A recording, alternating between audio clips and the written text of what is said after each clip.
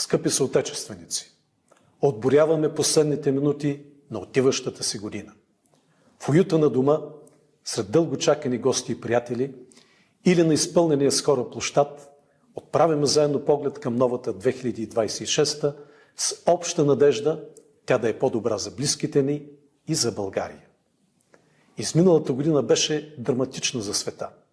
Войни отнеха живота на хиляди хора, но се появиха и първите надежди за тяхното прекратяване.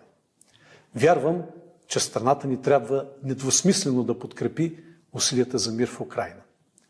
Рискът от разширяване на конфликта не е отминал и не бива да разчитаме друг да отстоява нашите интереси, ако сами не сме в състояние да го сторим. След борени минути България ще бъде световна новина. Решението да приемем единната европейска валута е стратегически избор в спорен момент. Въвеждането на еврото е последният жалон от интеграцията на България в Европейският съюз. Място, което ни се полага с достиженията на хилядолетната ни култура и цивилизационният принос на страната ни. Моето убеждение е, че отказът от националната ни валута трябваше да стане след допитване до народа, но управляващите не пожелаха да чуят гражданите. Този отказ бе един от драматичните симптоми за дълбокия разрив между политическата класа и народа, който се потвърди от масовите протести в цялата страна. Те наказаха високомерието на управляващите. Първият бюджет в евро се оказа непосилна за тях задача и отприщя на събраното се недоволство от несправедливия модел, корупцията, инфлацията и произвола на властта.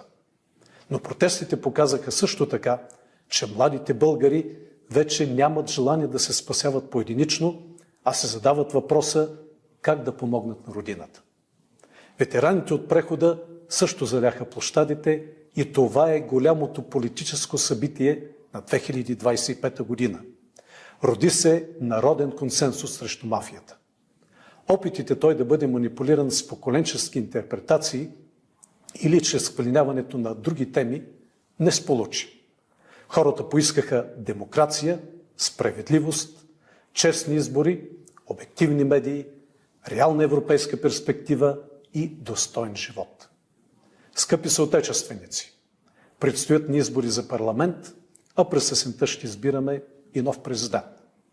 От нас зависи да не повтаряме стари грешки и да спрем да обикаляме в кръг. За да се върнем демокрацията, не трябва да пилеем енергията и надеждата,